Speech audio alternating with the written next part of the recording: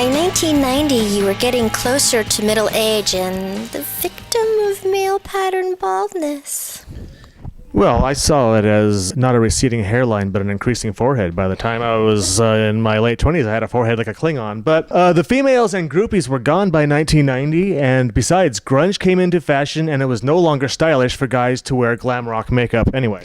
By this time, weren't you concentrating on your doomed career as a writer and filmmaker? My name did appear in countless books and magazines, including The Nose. This was my first ever exposure to Anton LaVey. Also, in the early 1990s, you were producing an independent video called Age of Demons and writing the script. That's why I finally did a little bit of research on modern Satanism and saw an interview with some guy called Paul Valentine. Between his words and those of Anton LaVey, I learned that Satanists are not the superstitious, baby-sacrificing, animal-torturing idiots that Hollywood and Christianity would have you believe. But by that time, wasn't it too late to change the script for Age of Demons? Yep, the video depicted Satanists as evil witches who sacrificed penthouse supermodels. So, how did Anton LaVey's 1997 death affect you personally? By a strange coincidence, I first shaved my head the same month he died. I adopted this look because it was cool to have this style in both grunge and punk culture. LaVey was the last thing on my mind. But his obituaries and photos were all over the local newspapers, and so suddenly people are taunting me and saying, "Hey, are you related to Anton LaVey? Are you a member of the Church of Satan?" It really improved my social life at the San Francisco fetish bars and industrial clubs. I hadn't had this many young ladies around me since the 1980s, and at least a couple of the women I'd fallen in bed with were actual members of the Church of Satan. So after only minor interest in the left-hand path that you had had all your life, you finally started to realize you should look into the satanic world once and for all. Right, I purchased the Satanic Bible, met Carla LaVey in person at a goth club, visited the Black House, worked with Reverend Stephen Leba Johnson, and got to know people in all these different groups such as the Church of Satan and even the Temple of Set. So, as you got heavily into it, didn't you start to feel that Satanism in one form or another has always been with us? Of course, the power-hungry religions of the Middle East have literally demonized all my ancestral religions such as the Asatrus, Druids, and other vanquished European pagan cultures. This thing we call Satanism is part of my heritage.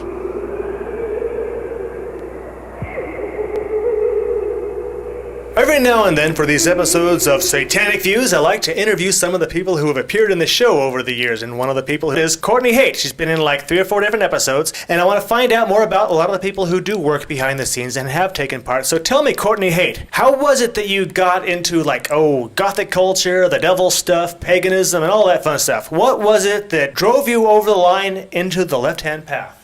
Well, it all started about 2 years ago when I got laid off from the Christian church I had been working at. I'd been there for quite a few years. They took me in, they treated me well, treated me like family. And then about 2 years ago, when the economy started to go down the drain, they decided to tighten the budget, and that meant basically letting go of all their staff. They kept 1.5 staff members. 2 people, of course, but, 1 part-time, 1 full-time. Let all the tenants go, shut down the building. And if that wasn't bad enough, when I went to apply for unemployment, I soon found out that they didn't have to pay into unemployment because they were a church. Did they have some sort of, non-profit status or whatever? Well, I had worked with other nonprofits before, and when we laid people off, they all were able to collect unemployment. So I think it had something to do with the fact that they were a church and that they thought they were above paying, paying taxes. And that's really what led me down the path. I'm still unemployed to this day. So it was pretty much because of disillusionment with organized religion that you're my buddy. And so Christianity's lost, his Satanic Views gain.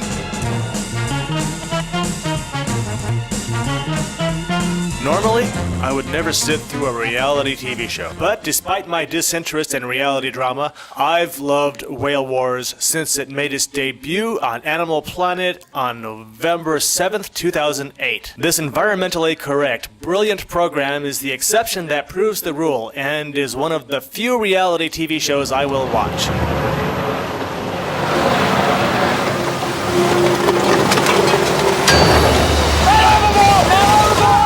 Getting back to Whale Wars, it follows the plight of environmentalists and animal lovers on boats such as the Bob Barker and the Steve Irwin as they undertake yearly hazardous voyages to Antarctica. Using non-violent means, they do what they can to minimize the amount of whales that the Japanese are killing. Though parts of the established whale sanctuary are supposedly in New Zealand waters, if I'm not mistaken, the Japanese continue to defy the mid-1980s ban on whaling thanks to deceitful, slimy lawyers and a loophole in the law. Among other things, the killers get away with the appalling slaughter by abusing the English language almost as badly as they abuse animals. I mean, they have some strange new usage of the word research that I previously had not been aware of.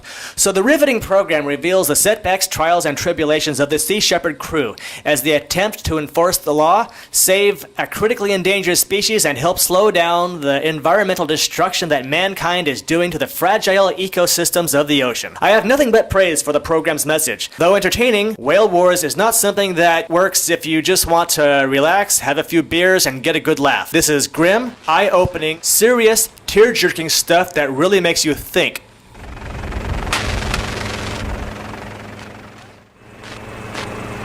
The technical aspects are, well, okay. I like the theme music being the 1990s song Bullet with Butterfly Wings by the Smashing Pumpkins. I always thought of the Smashing Pumpkins as being sort of a weaker version of the Buzzcocks. I mean, their music has always been okay. I wouldn't pay for it, but it was alright. Anyway, it's appropriate to have this song for the premise, but for many years, the lyric, "Despite all my rage, I am still just a rat in a cage," was something I misheard.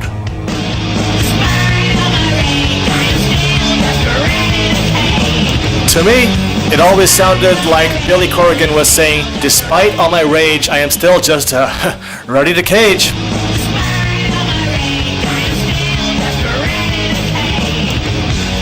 Other technical aspects include the occasional CGI reenactments to help explain what's happening as the whaler ships and the environmental ships tail each other. I wish they'd have more of these reenactments to help explain things that are unclear. Also unclear is some of the dialogue, with New Zealand accents, American accents, Australian accents, and accents from who knows where. I think they should just subtitle the whole damn series. Regardless, despite my minor critiques of the program's technical issues, I'm giving it a rating of 10. That's 10 out of 10. So there you have it, my praiseful review of Whale Wars. Later, after I decided to review Whale Wars, I had heard of some contest in late 2010 where viewers could send videos to the Sea Shepherd. The idea being that whoever made the best resume would get to go to Antarctica on board the Steve Irwin or maybe the Bob Barker. Though I was up against stiff competition, I made an application myself in September 2010, and here it is.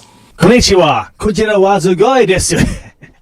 ごめんなさい。私はDamon Foster です。As you can tell, I know a little Japanese, and, here he is. But seriously, I'm certainly not fluent in Japanese, but I lived in Tokyo for a few months back in the 1980s, and I basically grew up on certain aspects of Japanese pop culture. I loved their movies and TV shows, but I certainly do not love the ones who go out and have total disrespect for the ecosystems of the ocean. If I was given the opportunity to help out on the Bob Barker or the Steve Irwin, I would hope to learn from your translators and get better at Japanese and hopefully be an even better asset to the Sea Shepherd. So anyway, let me give you 5 other reasons why I think I might be an asset to the Sea Shepherd. So, let's start with number 1, energy. I'm pretty active, energetic, limber, and agile, and could probably climb aboard big ships or squeeze down into the smallest cubbyhole. I won't claim to be the best thrower and would really need time to practice the throwing of bottles of butyric acid. I've been on small boats and cruise ships and I'm aware of the waiting and boredom that can happen. That's when I would try to learn from others and try to make people laugh. I can be somewhat of a harmless prankster at times. Anyway, number 2, scuba. I'm a certified scuba diver who's dived in different areas and was saddened to see all the dead coral at Australia's Great Barrier Reef. I call it Australia's pretty good barrier reef. I've yet to wear a dry suit and have no experience with Arctic water, but I'd certainly give it a try, if needed. I do yearly voluntary environmental cleanups at the local lakes here in Arizona, such as Saguaro Lake, cleaning out trash with other volunteers from Project Aware and In-Depth Scuba. Other than dead animals, nothing makes me more depressed than an empty beer can, especially if we're dredging up hundreds of them by hand, 40 feet under a murky lake. Number 3, animal lover. And I have been since I was a radical young punk rock teenager in the 1980s. My father is Larry Foster, whose whale paintings graced many a museum, magazine, and bumper sticker back in the 1970s. He influenced me to be concerned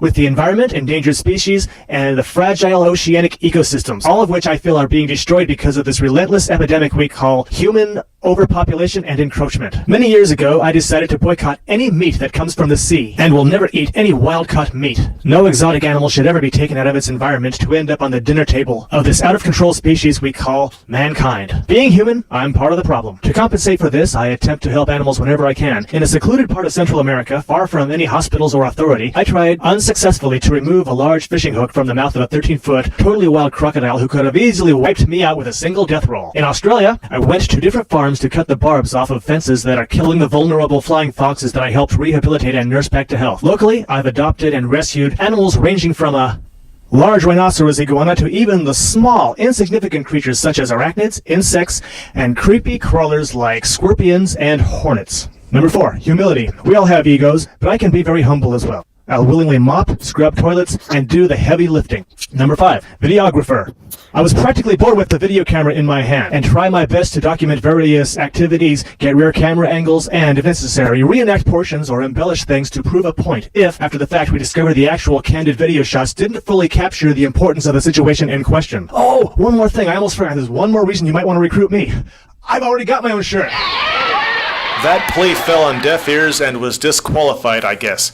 It was my fault for not reading the rules until after I submitted the skit. I had failed to stay within the 2-minute maximum and broke another rule, speaking in a foreign language. I don't know if I came off as too pro-Japanese or what, but I had to be honest in that I've had a great deal of admiration for Japanese culture all my life. But for whatever reason, the video was rejected. So I read the rules and sent them another video of me begging in October 2010. Because I kept within their 2-minute limit, I really had to chop it down at times, and it ended up making it incoherent. It would be like somebody listing a bunch of jokes and cutting out all the crucial punchlines. Regardless, here's my October attempt at applying. I can think of 3 reasons why I might be a good candidate for joining the Sea Shepherd. 1. Energy. I'm pretty active, energetic, limber, and agile, and could probably climb on board big ships or squeeze down into the smallest cubbyhole. I can be somewhat of a harmless prankster at times. Reason number 2. I'm a certified scuba diver. I do yearly environmental cleanups at the local lakes here in Arizona, such as Saguaro Lake. Reason number 3. Animal lover. If anything, I'm an animal lover,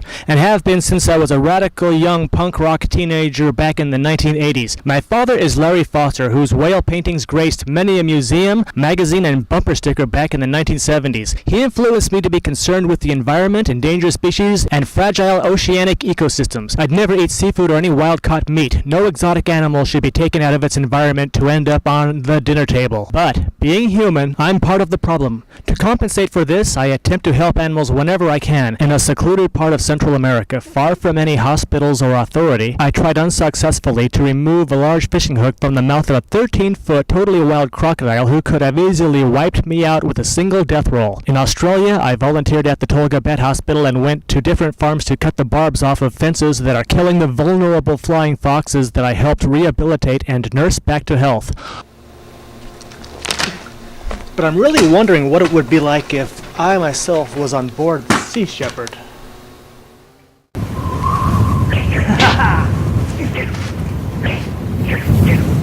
I sure do wish I brought my Halloween masks with me.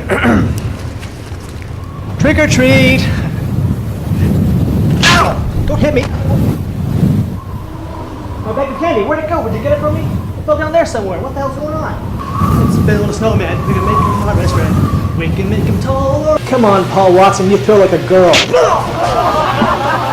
The Sea Shepherd seemed to like this one, and they accepted it into the contest. It appeared on the Sea Shepherd website along with submissions from many other people. I received polite messages from environmentalists and even some negative messages from pro-whaling Japanese. I never did win and did not get chosen to go help out on the ship. I did not expect to be chosen, and I don't mind. What I minded was trying to stay within their limited 2-minute maximum. I have too much to say and too much to show for just 2 minutes. I mean, I shot other footage of me practicing throwing the bottles of liquid, and I even tried practicing throwing the bottles from a moving boat.